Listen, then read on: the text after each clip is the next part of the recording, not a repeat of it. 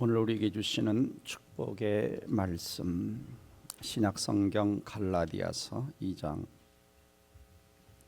16절에서 21절입니다.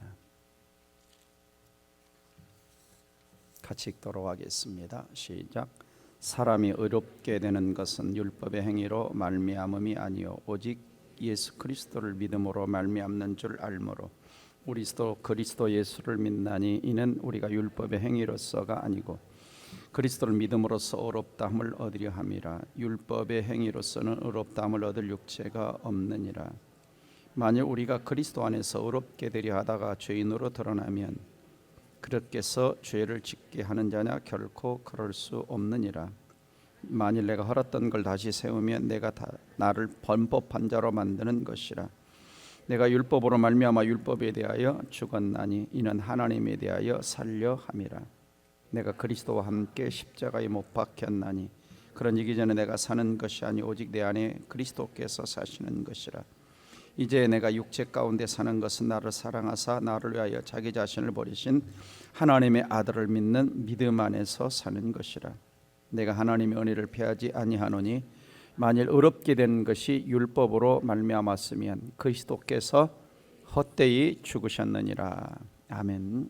오늘은 그리스도인의 정체성 9번째 시간, 나는 자유인입니다.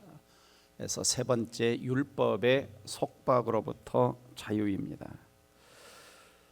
자, 우리가 지난주 배웠던 것처럼 예수님은 우리에게 이렇게 말씀하셨죠. 진리가 너희를 자유롭게 하리라.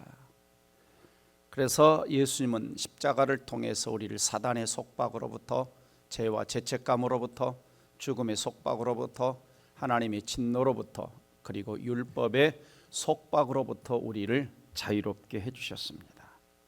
자, 그러면 율법의 속박이란 뭐냐라고 하는 것이죠. 자, 먼저 성경을 좀 보면은 로마서 3장 20절 28절에 율법의 행위로는 그의 앞에 하나님 앞에 의롭다 하심을 얻을 육체가 없다. 또 28절에서 사람이 의롭다 하심을 얻는 것은 율법의 행위에 있지 않다라고 말씀하고 있습니다. 또 갈라디아서 2장 16절에서도 사람이 의롭게 되는 것은 율법의 행위로 말미암음이 아니요. 또 끝에 보시면 율법의 행위로서는 의롭다함을 얻을 육체가 없다. 자, 굉장히 중요한 말씀인데요. 의롭다함을 받지 못하면 어떻게 되죠? 하나님 앞에 설 수가 없습니다. 의롭다함을 받지 못하면 용서를 받을 수가 없죠. 의롭다함을 받지 못하면 하나님과 교제하고 하나님께 기도할 수도 없습니다. 어떤 면에서는 이 자체가 뭐냐? 율법이 인간을 속박하고 있는 것이죠. 그래서 율법이 인간을 속박하고 있다라고 하는 것은 어떤 의미냐? 하나님의 심판 아래 있게 만들고, 율법은 인간을 하나님의 진노 아래 있게 만들고, 율법은 인간에게 죄값을 물어 결국은 사망에 이르게 하는 것입니다.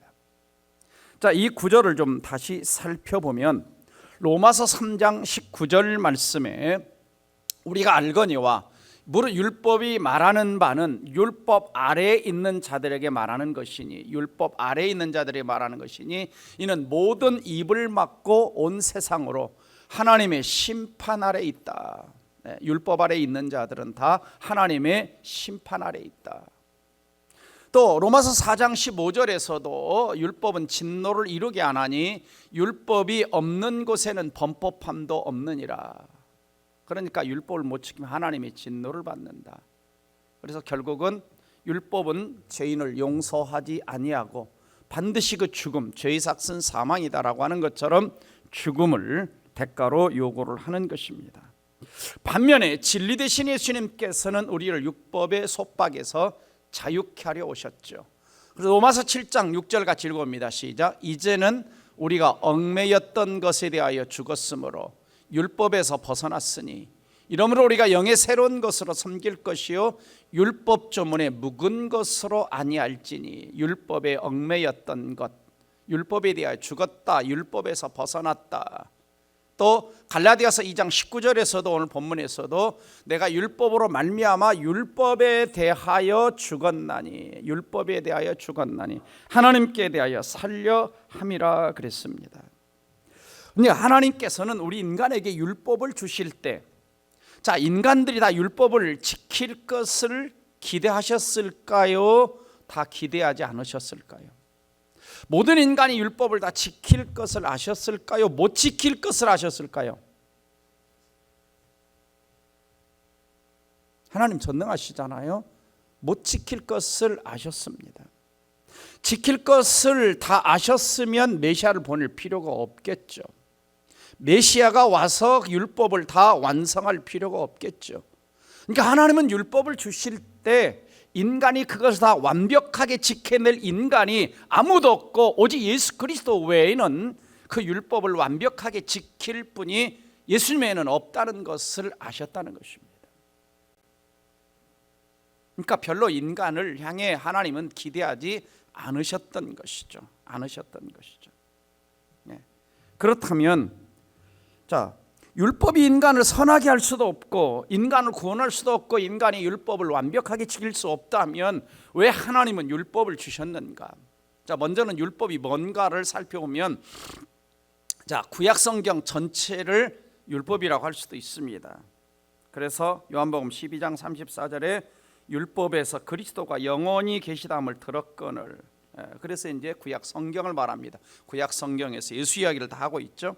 또 처음 성경 5권 모세 5경을, 또는 좀 좁게 이야기했을 때는 십계명과 도덕법을, 또 의식법과 제사법을 율법이라고도 이야기하고, 또는 율법 전체를 제사법, 시민법, 도덕법 이런 것들을 다 포함해서 성경에서 율법이다 이렇게 표현을 하고 있습니다. 그러니까 문맥에 따라서 조금씩 차이가 있습니다.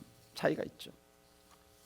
특별히 제사법은 좀 우리가 좀 알 필요가 있는데, 제사법은 자, 우리가 죄를 용서받기 위하여 구약 시대에서 소나 양이나 이것을 이제 잡아서 하나님 앞에 제사를 드렸죠.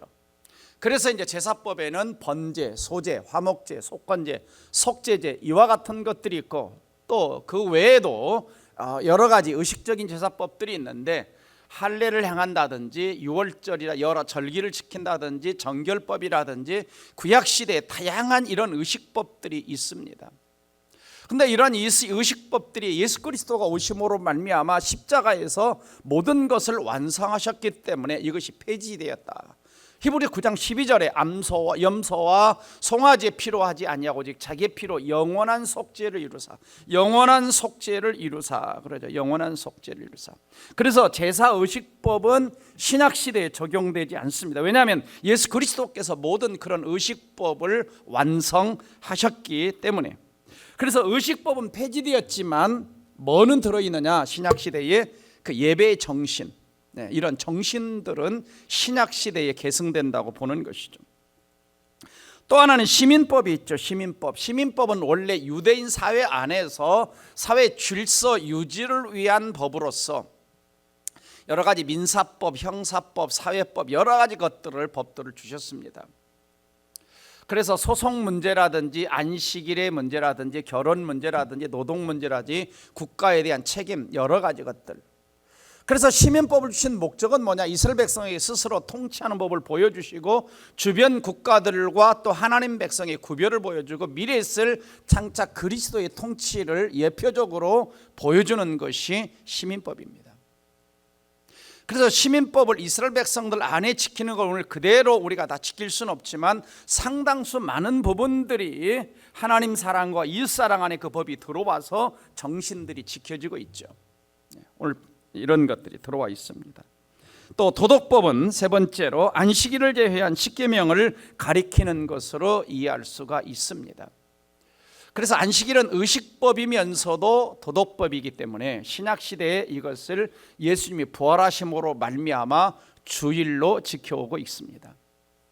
또 특별히 십계명은 어떤 의미가 있냐면 영적인 윤리적인 우리 삶의 모든 삶의 기초가 되는 법이라고 할 수가 있습니다.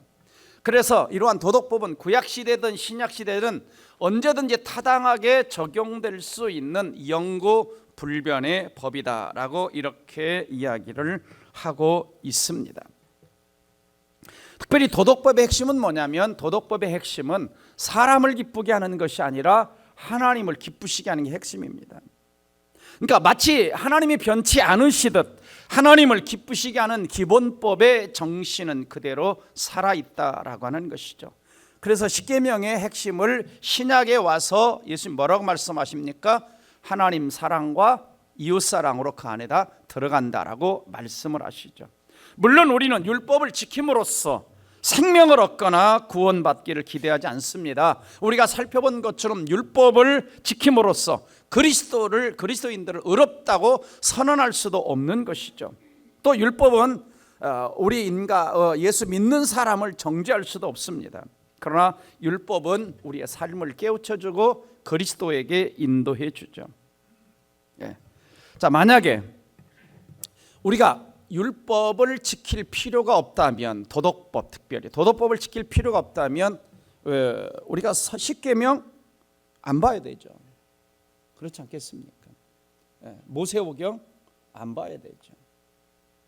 근데 십계명 우리가 다 보고 지키고 있지 않습니까? 이게 이제 도덕법에 들어가는 것이죠.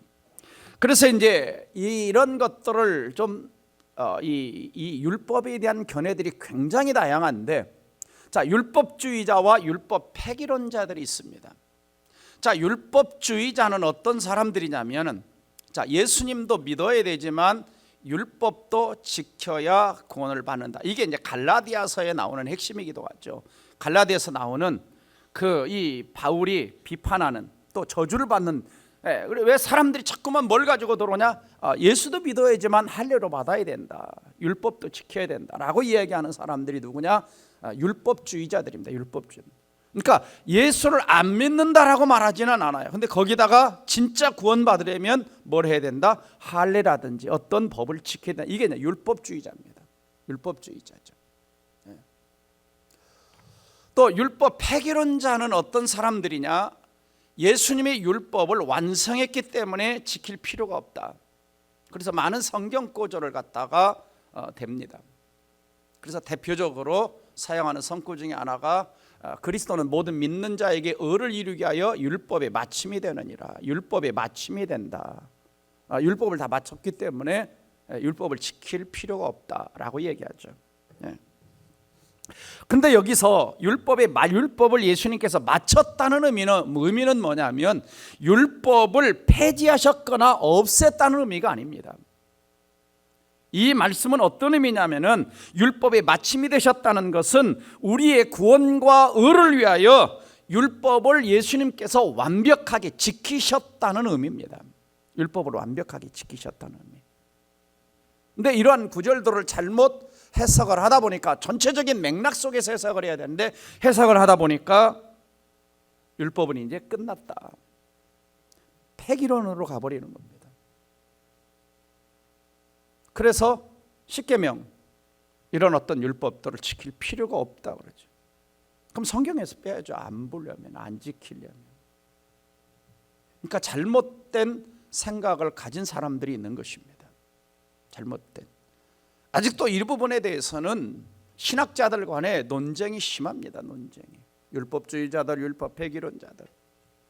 제가 이번에도 이 부분에 관한 여러 책들을 읽어봤는데 그 가운데 상당수 몇 권의 책들은 율법 폐기론자들, 완성되었기 때문에 알만한 사람들이 그런 이야기를 합니다. 그러면 여러분 신명기 28장 읽어요, 안 읽어요? 순종하면 복이 있고 불순종하면 저주가 있고. 십계명 지켜요, 안 지켜요? 배우죠? 근데 이런 분들은 그걸 폐기시키는 거예요. 그래서 그런 사람들이 많이 주장하는 것 중에 하나가 11조 폐기론을 주장하는 겁니다. 그럼 다른 것도 다 안 지켜야지. 근데 어떤 것만. 그래서 성경을 잘못 해석을 하는 겁니다. 성경을 잘못 해석을 하는 거예요. 가장 잘못하는 이단 중에 하나가 이제 구원파죠. 구원파. 그냥 한 번 구원받았으니 회개할 필요가 없다. 그래서 이단으로 가버립니다. 자 보세요. 자 로마서 8장 8절 로마서 13장 8절 10절 봅시다. 자 피차 사랑의 비도에 아무 빚도 지지 말라. 남을 사랑하는 자는 율법을 다 이루었다 그럽니다. 근데 13장 9절에 뭐라고 나와요? 다 같이 간음하지 말라, 살인하지 말라, 도둑질하고 탐내지 말라 한 것과 그 외에 다른 계명이 있을지라도 내 이웃을 내 자신과 사랑하신 그 말씀 가운데 다 들어있다. 이 말씀 가운데 다 들어있죠. 이 모든 것들이. 그러면 그걸 지키라는 거 안 지키라는 거예요? 지키라는 거죠. 사랑은 이웃에게 악을 행하지 아니하나니 그러므로 사랑은 율법은 완성이니라. 그러니까 이 말씀 가지고 또 오용을 하는 겁니다. 사랑은 완성이다. 그러니까 사랑만 하면 된다. 근데 살인을 하지 말라, 간음하지 말라, 도둑질 하지 말라. 그럼 이걸 어기면서 또 십계명 폐기됐다? 이렇게 얘기하면 안 맞는 겁니다. 자 에베소 6장 1절에 3절 볼까요? 자 자녀들아 주 안에서 너희 부모에게 순종하라. 이것이 옳으니라. 내 아버지와 어머니를 공경하라. 이것은 약속이 있는 첫 계명이니 이로써 내가 잘되고 땅에서 장수하리라. 이게 어디 나와요? 내 부모를 공경하라? 십계명에 나오죠. 근데 이것을 다시 신약에 와서 얘기하고 있어 안 하고 있어요? 하고 있습니다. 그러니까 율법을 폐기해버리면, 십계명을 폐기해버리면 여기에서 바울이 다시 이야기할 필요가 없겠죠. 그게 폐기됐으면.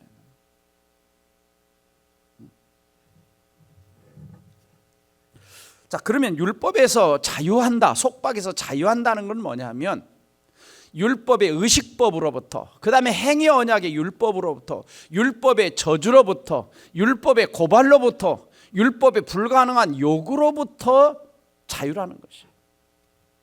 자 다시 한 번 더 이걸 좀 살펴보면 첫 번째 율법의 의식법으로부터 자유라고 하는 것은 뭐냐면 아까 살펴봤잖아요. 의식법, 제사 드리는 법들 아닙니까? 제사 드리는 법들.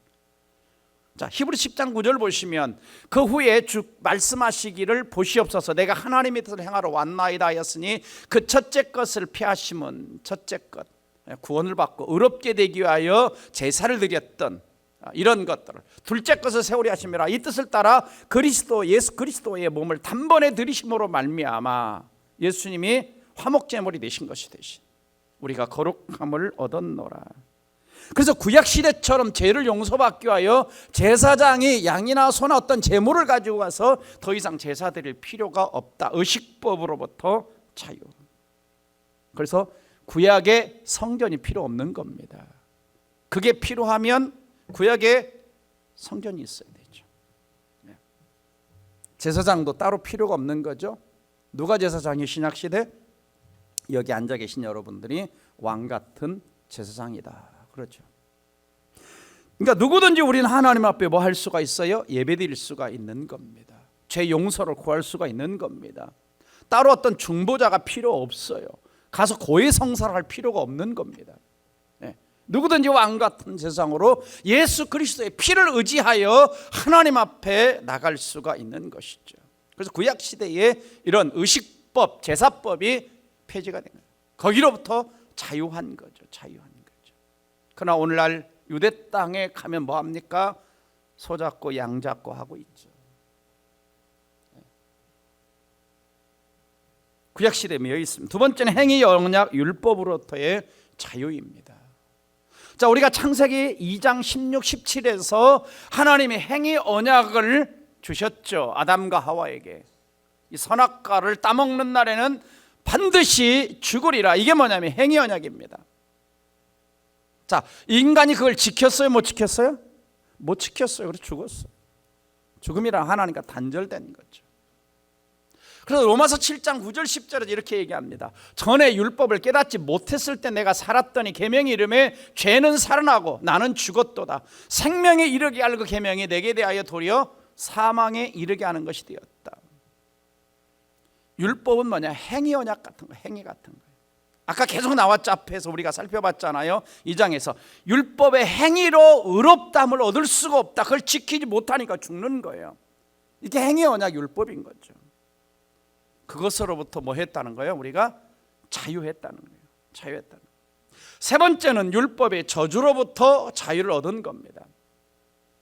자, 보세요. 갈라디아 3장 10절 굉장히 중요한 구절입니다. 오늘 말씀에서 자, 무릇 율법의 행위에 속한 자들은 뭐 아래 있다고 그랬어요? 저주 아래. 그러니까 율법을 지켜서 내가 구원을 받아야 되는데 다 못 지키니까 뭐 아래 있는 거예요? 저주 아래 있는 거예요. 누구든 율법책에 기록된 대로 모든 일을, 그 다음에 뭐라고 해요? 항상 행하지 않은 자는, 율법에 기록된 대로 모든 것을 항상 행하지 않아. 율법에 기록된 635개를 항상 행할 수 있어요? 저주 아래 있다고 그랬어요. 저주 아래 있다는 것은 하나님이 심판 아래, 하나님이 진노 아래, 죄의 삭은 사망 아래 있다는 이야기입니다. 그런데 어떻게 하셨죠? 갈라디아서 3장 13절 시작. 그리스도께서 우리를 위하여 저주를 받은 바 되사 율법의 저주에서 우리를 속량하셨으니 기록된 바 나무에 달린 자마다 저주 아래 있는 자라 하였습니다. 예수님이 그 율법을 대신 지켜낸 겁니다. 내가 지켜내지 못하니까. 그래서 대신 저주를 받아 십자가에서 뭐 하신 거예요? 하나님이 진노와 심판과 사망에 이르신 겁니다. 자유케 하시기 위해서. 자유케 하시기 위해서. 골로새 2장 14절에서도 이렇게 말씀합니다. 우리를 거스르고 불리하게 하는 법조문으로 쓴 증서를 지우시고 제하여 버리사 십자가에 못 박으셨느니라. 그러니까 율법이 우리를 더 이상 정죄할 수가 없고 저주할 수가 없습니다. 그러니까 율법의 저주라는 것은 아까 말씀드렸듯이 율법의 속박과 똑같은 거예요. 그래서 우리를 하나님의 진노, 하나님의 심판, 죄의 삭은 사망이라고 하는 하나님과 단절돼서 저 영원한 지옥에 던져지는 이런 저주를 행할 수 없다. 거기로부터 자유를 얻었다. 그러니까 전에 지난 시간에 배웠던 하나님의 진노로부터 자유를 얻은 것과 같은 거죠. 그 다음에 네 번째는 율법의 고발로부터 자유입니다. 사탄은 끊임없이 와서 우리를 참소합니다. 밤낮 참소하죠. 너 같은 게 하나님의 자녀냐? 너 행동을 봐라, 너 행위를 봐라, 너 삶의 태도를 봐라. 너 그렇게 가지고 구원받았다고 할 수 있어. 끊임없이 사탄이 참소합니다. 또 악한 자들도 고발하죠. 누가 능히 하나님께서 택한 자들을 고발하리요. 의롭다 하신 이는 하나님이신데 자꾸 고발합니다. 또 우리는 여러분의 양심이 여러분을 고발하기도 해요.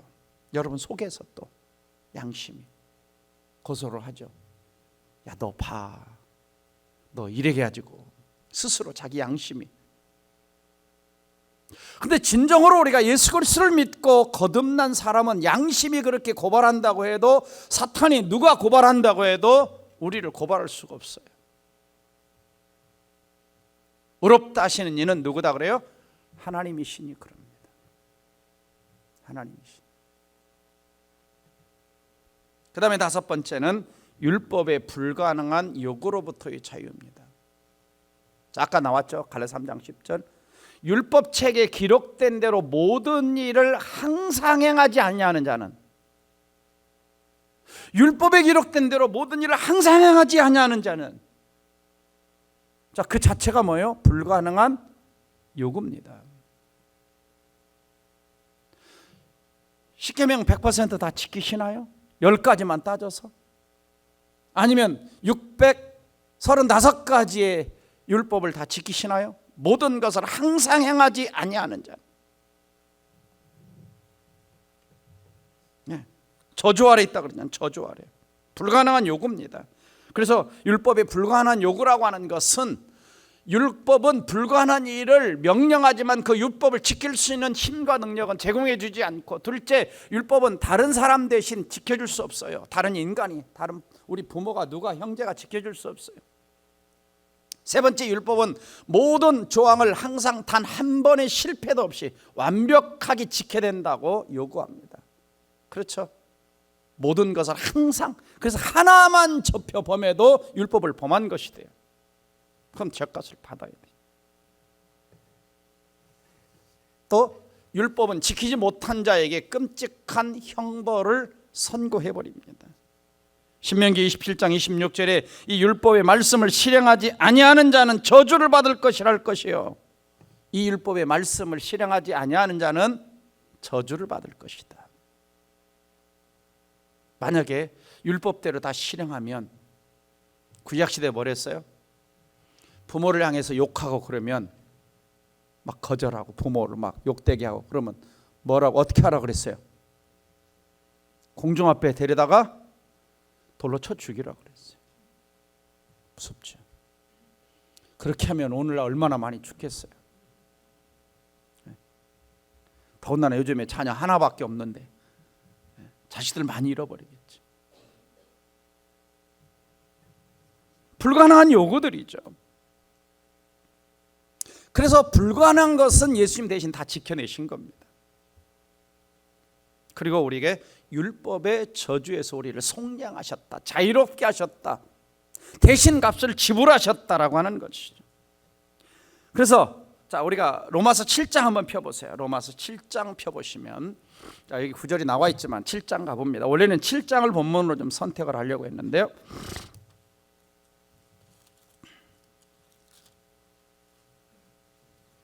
자, 율법에서 자유한 그리스도인에 대한 비유를 남편과 아내의 비유로 이야기하고 있습니다. 1절 보시면, 자, 형제들아, 내가 법 아는 자들에게 말하니 너희는 그 법이 사람의 살 동안만 주관하는 줄을 알지 못하느냐.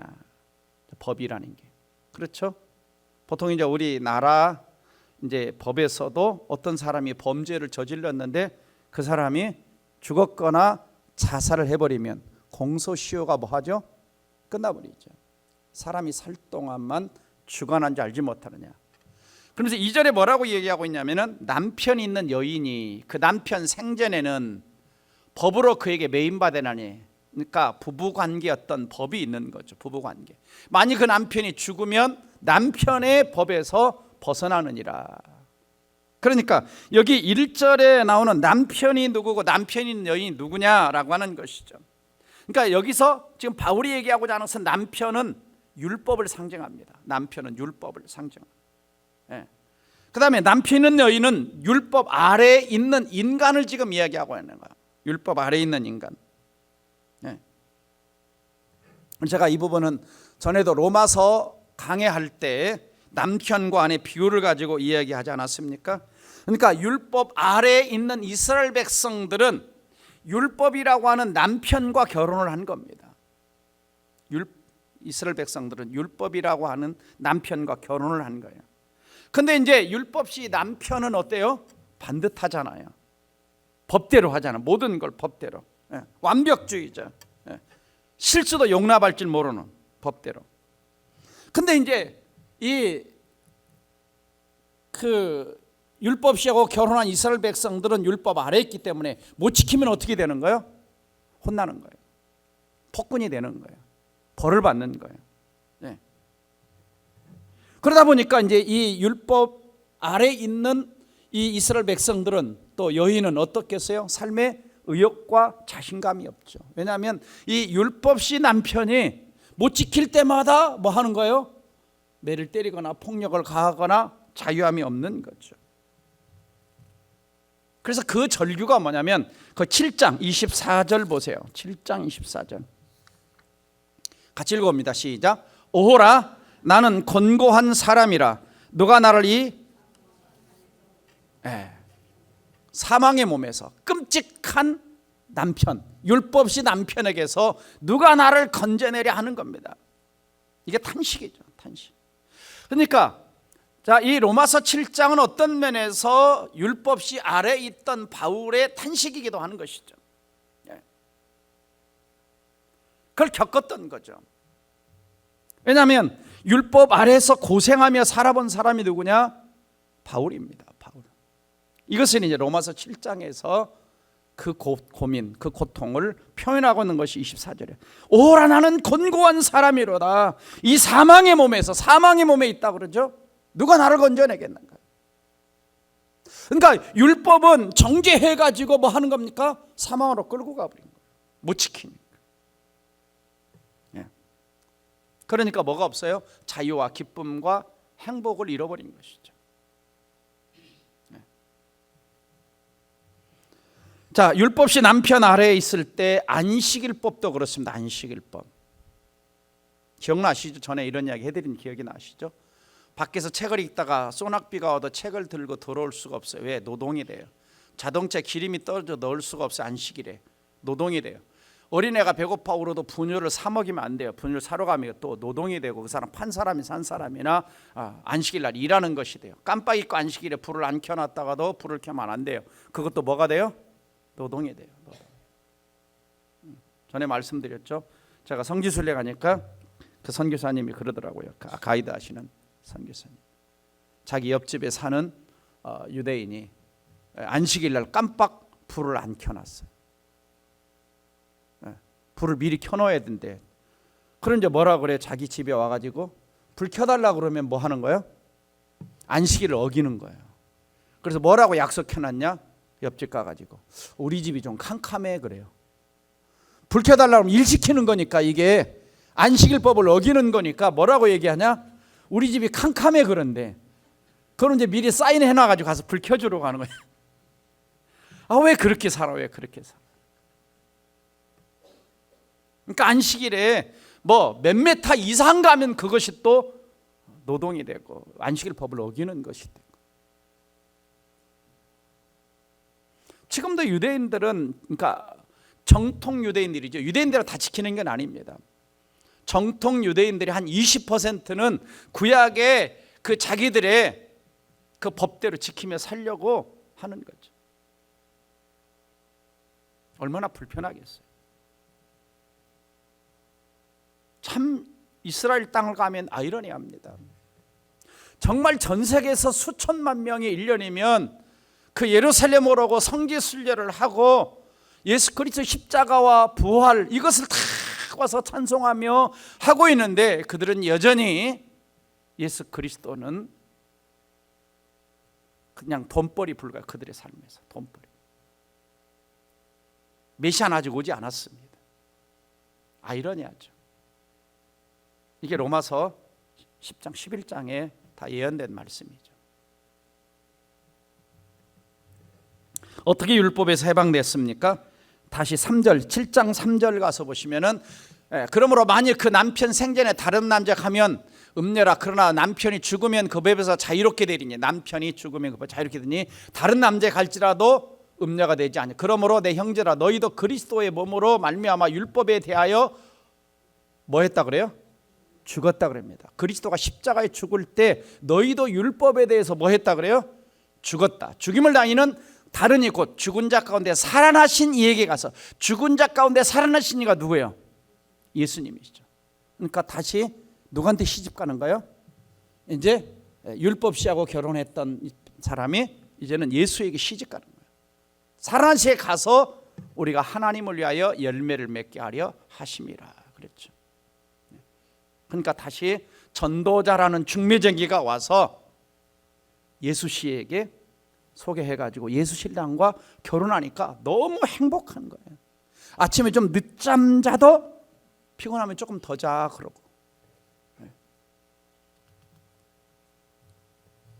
그래서 이 은혜가 풍성한 예수 씨를 만남으로 인생의 진정한 행복과 기쁨을 발견하고 살맛을 발견한 이것이 뭐냐면 율법에서 자유한 그리스도인의 모습을 지금 이제 여기 7장에서 이야기를 하고 있는 것입니다. 7장에서. 그래 5절 보시면 이렇게 나오죠. 5절 7장 5절 보시면 우리가 육신에 있을 때는 율법으로 말미암은 죄의 종이 우리 지체 중에 역사하였으나 우리로 사망의 열매를 맺게 하였더니 6절 보시면 다 같이 이제는 우리가 얽매였던 것에서 죽었으므로 율법에서 벗어났으니 이러므로 우리가 영의 새로운 것으로 섬길 것이요 율법 조문에 묵은 것으로 아니할지니 그럽니다. 벗어난 것이요 자유한 거예요. 그래서 이제 그리스도 예수 믿는 사람은 자 그리스도에 뭐가 된다고 그래요? 신부가 되고 예수 믿는 사람이 신랑은 누가 되는 거예요? 예수님이 되는 거예요. 예수님이 되는 거예요. 그러니까 여러분의 신랑보다 훨씬 더 좋은 신랑이 누구예요? 예수 신랑이에요. 그러니까 예수 신랑 때문에 사는 거예요. 지금 옆에 있는 신랑이 조금 잘못해줘도. 그렇다고 또 이 말씀처럼 빨리 죽어야 내가 그 법에서 벗어나는데 왜 안 죽나 이러고 있지 말고 죽으면 남편의 법에서 벗어난다 그러죠. 근데 우리가 그리스도와 함께, 오늘 2장 20절에서 그리스도와 함께 십자가 못 박힐 때, 죽을 때 나도 뭐 했다는 거예요? 죽었는데 그것이 죄에 대해서 죽고 율법에 대해서 죽었다라고 얘기하는 거예요. 그래서 우리가 율법의 속박에서 자유하다라고 하는 거예요. 자유. 예. 그래서 얼마나 하나님이 우리를, 그 주님이 얼마나 우리를 사랑하시는가 우리가 참 많이 암송하는 게 뭐예요? 하나님이 세상을 이처럼 사랑하사, 하나님이 예수 믿는 나를 이처럼 사랑하사 독생자를 주셨으니 십자가에 못 박게 내어주셨으니 이는 그를 믿는 자마다 멸망치 않고 지옥의 형벌을 받지 않고 하나님의 진노와 심판을 받지 않고 영원한 생명을 얻게 하려 하십니다. 또 조금 전에 우리가 봤던 갈라디아서 3장 13절 다시 보시면 그리스도께서 우리를 위하여 뭘 받으셨어요? 저주를 받은 바 되사 율법의 저주에서 우리를 속량하셨으니 기록된 바 나무에 달린 자마다 저주 아래 있는 자라. 신명기에 나왔던 말씀이죠. 나무에 달린 자는 저주받아. 그러니까 예수 신랑 만나서 천국 생활이 시작된 겁니다. 행복한 신앙생활이 시작된 거예요. 자, 우리 찬송가 내 영혼이 은총 입어 한번 반주 좀 한번 해보세요. 해보실래요?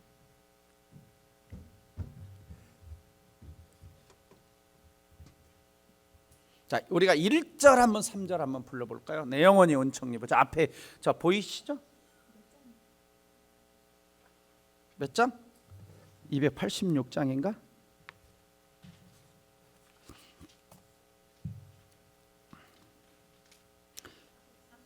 예? 아, 옛날에는 다 그 찬송가가 바뀌면서 옛날 찬송가 500장을 다 외웠다가 싹 까먹었어요. 예.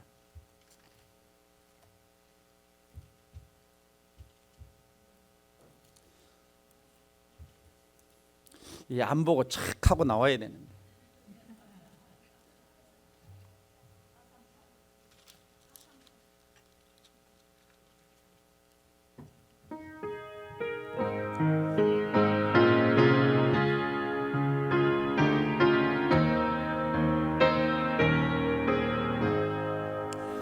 내 영혼이 은총 입어 정한 죄 짐 벗고 보니 분 많은 이 세상도 천국으로 하도다. 할렐루야 찬양하세.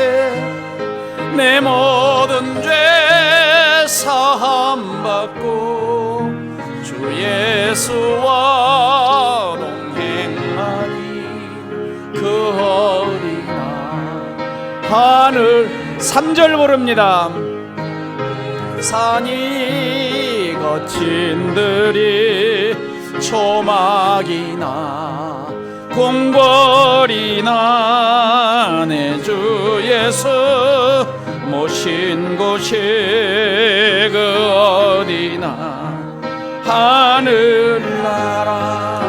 할렐루야 찬양하세. 내 모든 죄 사함 받고 주 예수와 동행하니 그 어디나 하늘나라. 자, 우리가 그런 겁니다. 사랑이 넘치는 곳에는 법이 별로 의미가 없는 거예요. 그러니까 사랑이 많은 엄마가 그 사랑하는 아기를 돌볼 때 뭐 매뉴얼에 뭐 이렇게 됐다 저렇게 됐다 막 해가지고 이런 걸 가지고 하지 않지 않습니까? 몇 시에 밥 먹이고 뭐에 몇 시에 뭐 하고 막 그걸 따지지 않죠. 그냥 사랑으로 뭐 하는 거예요? 돌보는 것입니다. 바로 예수 믿는 삶의 삶이 그런 거죠. 이제는 율법을 무서워서 지키는 것이 아닙니다. 십계명을 주님을 사랑하기 때문에, 하나님을 사랑하기 때문에 지키는 것이고 이웃을 사랑하기 때문에 지키는 겁니다. 그래서 예수님께서는 신약에 와서 이 십계명을 갖다가 뭐라고 말씀하셨냐? 하나님 사랑과 1에서 4계명, 그 다음에 5에서 10계명은 이웃사랑으로 다 그 안에 포함된다. 그래서 신약시대는 율법의 법이 우리를 지배하기보다는 사랑의 법이, 은혜가 우리를 지배해서, 은혜가 크기 때문에 우리가 하나님을 섬기고, 은혜가 크기 때문에 찬송하고, 은혜가 크기 때문에 예배드리는 겁니다. 아, 주일날 빼먹었다, 구약 안식일법 안 지킨 것처럼, 아, 내가 주일날 놀러가다 사고 났어, 아, 주의 법을 안 지켜서 하나님이 나한테 진노하신 거야. 이제 하나님 그런 분이 아니십니다. 그렇게 진노하셨다고 한 우리 살아남을 사람 아무도 없어요. 안 그러겠어요? 여러분, 꼭 주일 안 지킨 것만 법을 어깁니까, 여러분? 마음속으로 음욕을 품고 마음속으로 사람 누구 욕하고 막 해도 예수님께서 산상수훈에서 어겼다 그러시잖아요. 그럼 그때마다 이리와 하지 말라고 하니까. 하나님 이렇게 쥐어박으면 우리 살아남겠어요? 네. 정죄가 없어요. 저주가 없어요. 그래서 우리가 법을 지키는 것은 주님을 사랑하고 이웃을 사랑하기 때문에 그 법을 지키는 겁니다. 이게 사랑의 법 안에 있는 것이죠. 그래서 지금도 율법이 필요한 이유는 왜 주셨느냐? 첫째는 죄를 깨닫고 그 제사법, 의식법은 이제 필요하지 않지만 시민법은 정신이 들어있고 도덕법은 지키는데 죄를 깨닫고 죄를 짓지 않고 신앙의 울타리를 쳐주기 위해서, 신앙의 울타리를 쳐주기 위해서. 네. 그래서 두 번째는 죄의 삭선 사망임을 깨닫고 그리스도에게로 인도해 주기 위해서. 그래서 율법은 사람들을 그대로 아래 있으면 죽는구나 하고 그리스도에게 인도해 주는 거죠. 그 다음에 도덕적 삶을 위한 규칙으로 우리에게 주신 것입니다.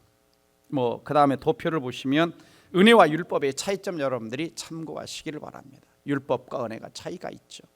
그래서 구약 성경 핵심 주제 율법, 신약 성경의 중심 메시지죠. 율법은 모세로 말미암아, 은혜와 진리는 그리스도로 말미암아. 율법은 죄인들을 단죄하고 은혜는 죄인들을 용서하고, 율법은 저주를 선언하고 은혜는 자유를 선언하고, 죄의 삭은 사망이고 하나님 은혜는 영생이고, 그 다음에 율법은 자기가 자기 죄값을 치러야 되는데 은혜는 예수님이 대신 죄값을 치러주신. 그러니까 우리는 이제는 율법 아래 사는 자들이 아니라 뭐 아래 산다 그래요? 은혜 아래 산다. 은혜 아래 산다. 다시 한번 그 도표 띄워보자 보세요. 그렇죠? 죄가 너희를 주관치 못하리니 너희가 이제는 법 아래 있지 아니하고 뭐 아래 있다 그래요? 은혜 아래 있다 그럽니다. 율법 아래 있지 않고 이제는 은혜 아래 있다. 율법 아래 있으면 우리는 죄책감 속에 살아가야 되지만 이제 우리는 자유함 속에서 살아가는 것입니다. 그래서 예수 안에서 진정한 자유를 얻은 자는 어떻게 살아가느냐? 첫째는 자유롭게 하신 하나님께 감사와 영광 돌리는 삶을 살아가는 것이죠. 두 번째는 다시는 죄의 종의 멍에를 매지 말라. 갈라디아 5장 1절에 그리스도께 우리를 자유롭게 하려고 자유를 주셨으니 그러므로 굳건하게 서서 다시는 종의 멍에를 매지 말아라. 종의 멍에를 매지 말아라. 보라, 나 바울은 너에게 말하는, 너희가 만약 할례를 받으면 그리스도께서 너희에게 아무 유익이 없느니라. 할례를 받아서 다시 뭔가 의롭게 되려고 하면은 유익이 없다라고 이야기를 하고 있죠. 그러니까 이 율법주의자로 가는, 이게 갈라디아에서 지적하고 있는 거죠. 그 다음에 세 번째는 자유를 육체의 기회로 삼지 말고 사랑으로 서로 종노릇하라.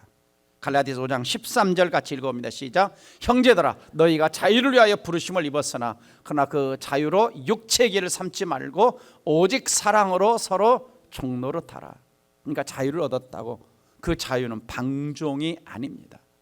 죄악 속에서 막 살라는 것은 아니, 육체계로 삼지 말라. 그 다음에 네 번째, 지체를 죄에게 내주지 말고 하나님께 의의 무기로 드리라. 로마서 6장 13절 읽어봅니다. 시작.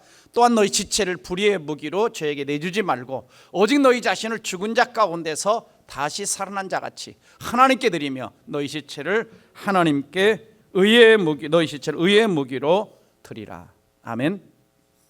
자, 우리 나 자유 얻었네 너 자유였네 마지막으로 한 번 더 찬양하고 마치도록 하겠습니다. 한 번 더 불러볼까요?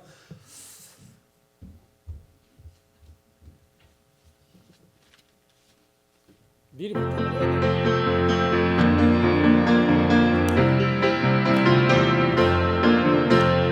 나 자유 얻었네 너 자유 얻었네 우리 자유 얻었네 나 자유 얻었네 너 자유 얻었네 우리 자유 얻었네 주 말씀하시기를 새사슬 끊겼네 우리 자유 얻었네 할렐루야 나 자유 얻었네 너 자유 얻었네 한 번 더 부릅니다. 나 자유 얻었네 나 자유 옆에 쳐다보면 너 자유 얻었네 우리 자유 얻었네 나 자유 얻었네 너 자유 얻었네 우리 자유 얻었네 주 말씀하시기를 새사슬 끊겼네 우리 자유 얻었네 할렐루야 나 자유 얻었네 너 자유 얻었네 우리 자유 얻었네. 기도합시다. 첫째는 감사의 기도를 드리십시오. 우리가 구약시대처럼 율법에 속박되어 있다면 얼마나 삶이 자유롭지 못하겠습니까? 율법은 우리를 속박하려고 주신 것이 아니라 그리스도께 인도하려고, 하나님의 은혜가 얼마나 더 큰가를 깨닫게 하려고 주신 겁니다. 두 번째는 예수님께서 내 대신 율법의 저주를 받으셨기 때문에 우리는 율법의 저주를 받지 않습니다. 그러므로 이제는 그 주님 앞에 진정으로 감사하며 나를 사랑하신 그 사랑을 내 가슴속에 가지고 나도 누군가를 사랑하는 자가 되게 해달라고. 그리고 세 번째는 내게 주신 자유를 육체의 기회나 죄의 노예가 되지 않고 정말 하나님이 기뻐하는데, 그리고 하나님 나라를 위해서, 그리고 누군가를 사랑으로 종로로 타는데 이 자유를 쓸 수 있는 자가 되게 해달라고 함께 이 말씀 붙들고 통성으로 기도합니다.